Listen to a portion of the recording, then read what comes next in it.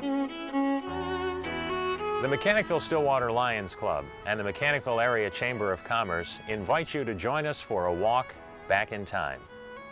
I'm Tim Higgins, and I'll be your guide on our trip, starting back in the 1890s, through the rich histories of Mechanicville and Stillwater in the Hudson River Valley. Before we begin our trip, we would first like to thank Mechanicville's city historian, Dr. Paul Loatman, and Stillwater historians Linda Sanders and Linda Palmieri for their contributions in creating this glimpse back in time at our two communities. I'm standing near Vial Avenue, overlooking the city of Mechanicville. A short distance to the north, up the Hudson River, lies Stillwater. These pictures compose a record of our area taken over a 70-year period from the 1890s into the 1960s.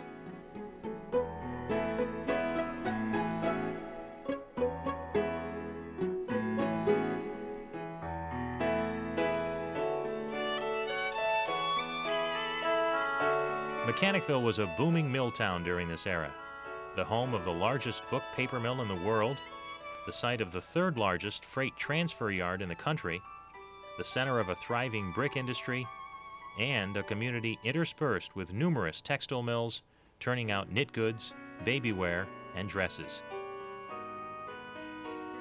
At 0.8 of a square mile, Mechanicville is the smallest city in New York State, and assuredly one of the smallest in the entire country. Incorporated as a village in 1859, when it was carved out of the towns of Half Moon and Stillwater, settlement here dates back to the 18th century. By tradition, 4 families settled along the Tenendahoa Creek in 1764, and we know that King George's mapmaker located a grist and lumber mill at this site in 1779. Over a century later, Edwin Farrow would harness the creek's flow to produce electricity at the Half Moon Heat and Light Company, selling power to illuminate Mechanicville's newly installed street lamps. The plant was later purchased by New York State Gas and Electric Company. Sometime in the early 19th century, the cluster of homes, then referred to as a borough of Half Moon, acquired the title of Mechanicville, a name recognized as current usage by the U.S. Postal Service, which opened an office here using that place name in 1815. The origin of the term Mechanicville is shrouded in mystery. Was it because a group of mechanics, independent craftsmen associated with the grist and lumber mills along the creek, kitty corner from the current B&D Tavern, settled here? Possibly, but one thing we know for sure, it had nothing to do with the city's later reputation as a rail center, the name Mechanicville having become widely used long before anyone thought of building the first railroad.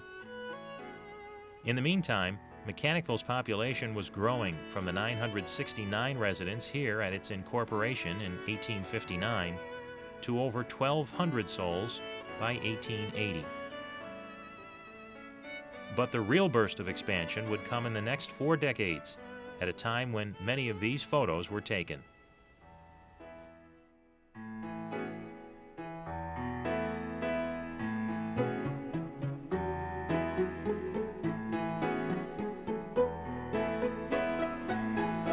Over those next 40 years, railroads, the paper industry, brickyards, and textile mills all developed quickly here, one industry feeding upon the others, and in a short period of time, what had once been a sleepy country village suddenly became a thriving community of more than 10,000. Given the fact that local politicos and business interests conspired to ensure that the city's corporate limits of 0.8 of a square mile would not be expanded to include the rail yards and factories on its outskirts within its taxing powers, Mechanicville, the community, was significantly larger than the Mechanicville city legal boundaries would imply. Certainly, the vast majority of residents of Riverside, Pryan Hill, Vial Avenue, and Hemstreet Park worked, shopped, and worshiped here. The city directory of 1949 estimated the trading population at 25,000. This industrial beehive, at one time depicted in children's social studies textbooks as a prototypical mill town, produced bricks by the millions, paper by the ton, and shirts, dresses, and patented baby wear by the gross. The largest single employer, Westvaco, produced coated papers, which it sold to the nation's largest book publishers and to the U.S. Post Office. After taking over the mill and dam site of the Duncan Company in 1904, Westvaco reached its peak in the post-World War II era, while employing 1,300 production workers, clerks, and professionals. The Mechanicville Knitting Company, the Union Mills, Crosby Shirt Factory, and later the Carrel firm, employed large numbers of women as seamstresses. Many of these workers were wives and daughters of the Irish, Italian, and Lithuanian immigrants who flocked here by the thousands.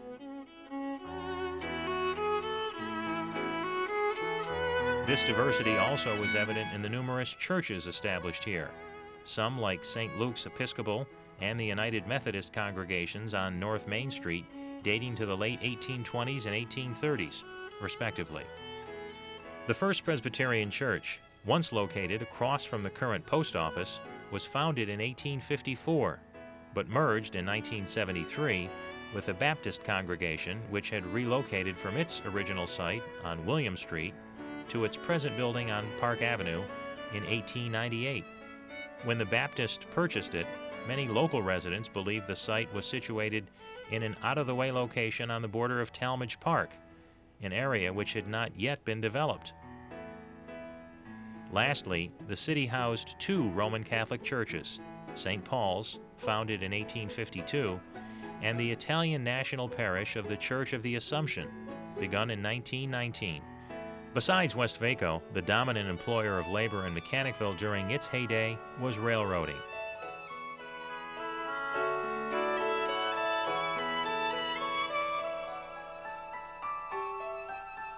The D&H and Boston and Main lines maintain what was once the third largest freight transfer yard in the United States.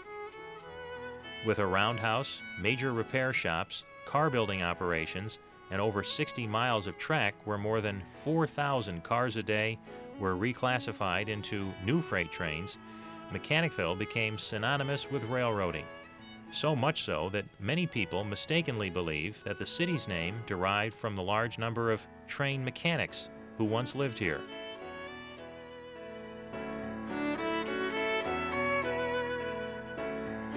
Although the Saratoga and Rensselaer Railway ran through town as early as 1835, when Andrew Jackson was still president, and railroading made its mark here early, another transportation innovation preceded the Iron Horse by a decade. The lift bridge shown in the 1902 photo of Park Avenue operated pneumatically.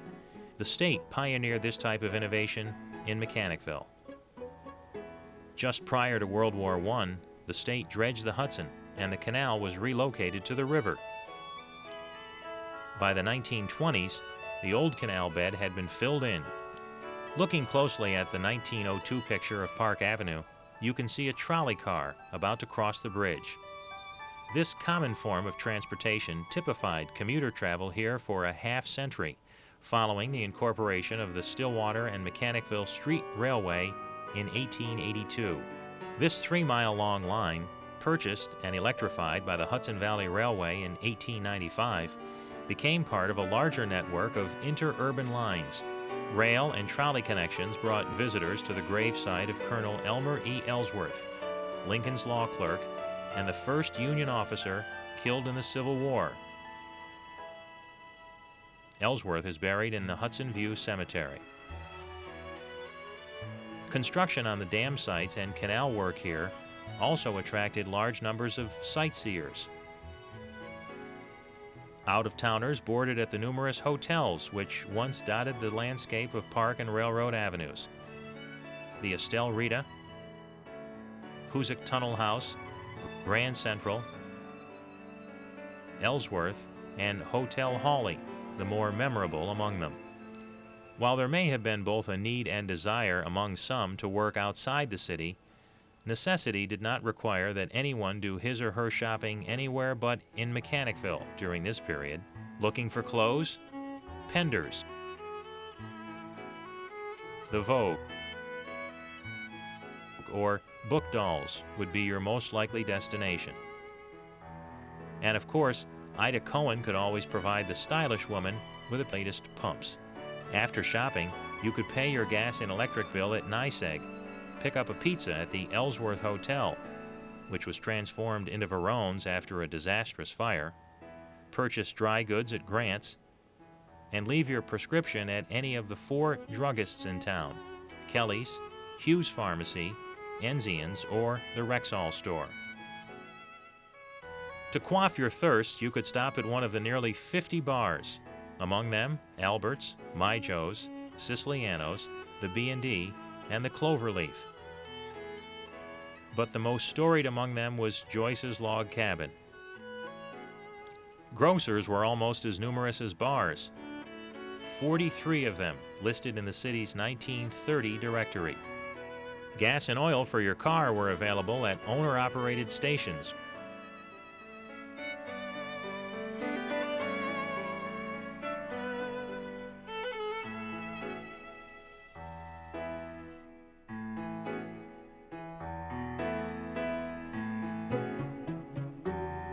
Forts and Pryan Lumber carried a variety of building and repair supplies. And later, furniture could be purchased at DeSienna's, now located at the site of the old National Cash Register plant. Mortgages and loans to make such purchases could be secured at either the First National Bank on North Main or Manufacturers National Bank at Park and South Main. Looking for fellowship? You might join the Odd Fellows, Masons, Elks, Sons of Italy, Fratellanza, Knights of Columbus, or one of the city's 5 volunteer fire companies.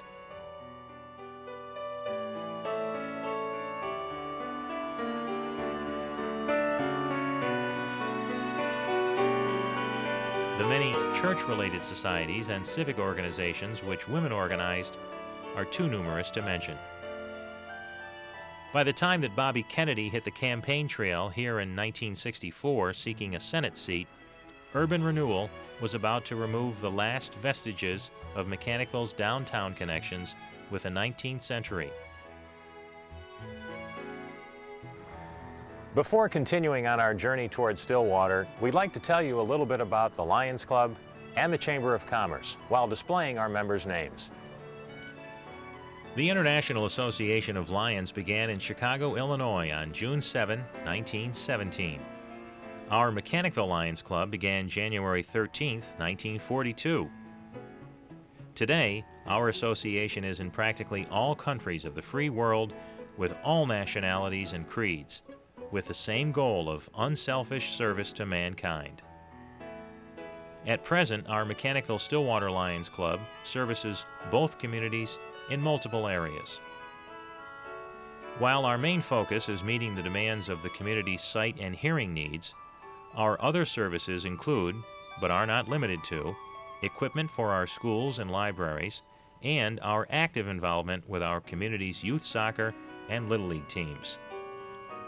All of these involvements help to bridge our 2 communities together.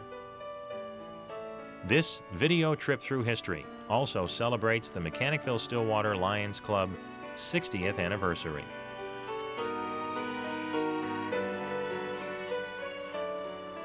The Mechanicville Area Chamber of Commerce Incorporated is organized for the purpose of advancing the commercial, industrial, agricultural, civic, cultural, and general interests of the area, and to promote trade, industry, and public welfare.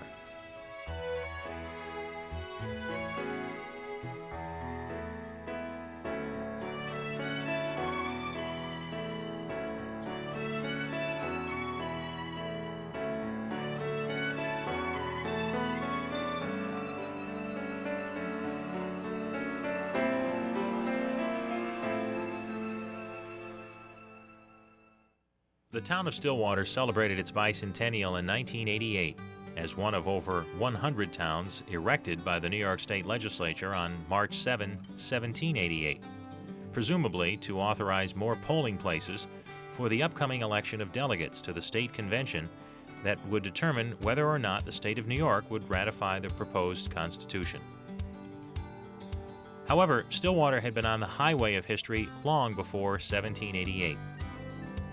Strategically situated at the joining of two rivers, the Hudson and the Hoosic, Stillwater made a natural crossing place for Indians as they went to their summer hunting grounds, and later on, the King's Highway between Albany and Montreal. Soldiers used this highway during the drawn-out French and Indian Wars. Stillwater Village quickly grew from a straggling outpost into a market center for the northern settlements along the river, the settlers in the lake region, and others to the east. At the outbreak of the Revolutionary War, grist mills, sawmills, a tannery, an ashery and fuller's works, a brewery and brick kiln, as well as stores and saloons, made Stillwater a thriving settlement. When the news of the Battle of Lexington arrived, enlistment began at once. George Palmer equipped a company of militia, which marched to Ticonderoga to offer their services, the first troops to march from this province against the British as the North. As the fighting threatened the river communities, families were sent to Albany or back to New England for their safety, and the men stayed to face the British. The British were beaten at the battles of Bemis Heights and Freeman's Farm in the town of Stillwater, a victory which rates with the most important battles of the world. This is now the site of the Saratoga National Historical Park. The battles, however, left desolation in their wake. Returning residents had to start all over again, as well as being on alert at all times for attacks from Indians and Tories. At the beginning of the 19th century, progress and prosperity began a triumphant march up the old warpath of the nation. The Champlain Canal, opened in 1823, ushered in a golden age in commerce, transportation,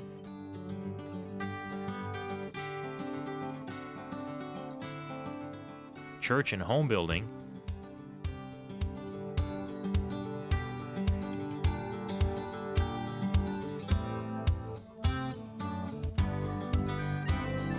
stores, inns, mills, and services, such as barns for changing for mules and horses.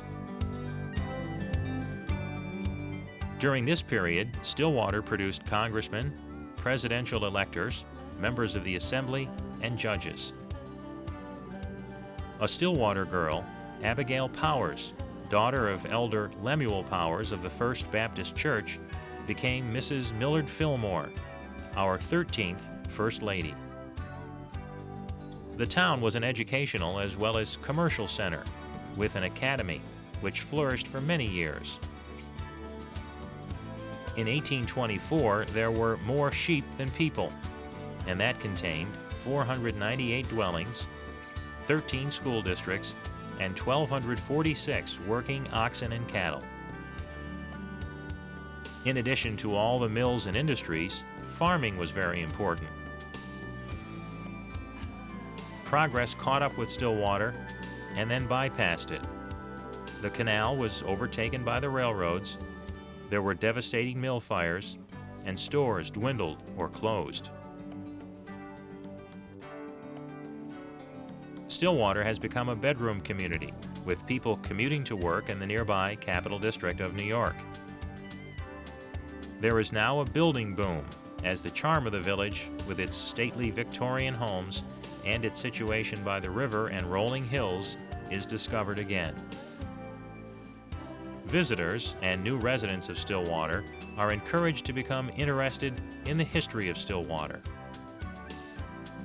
As you walk through the village and town, enjoy the architecture of another century or two, read the historical markers, and take pride in Stillwater's uniqueness.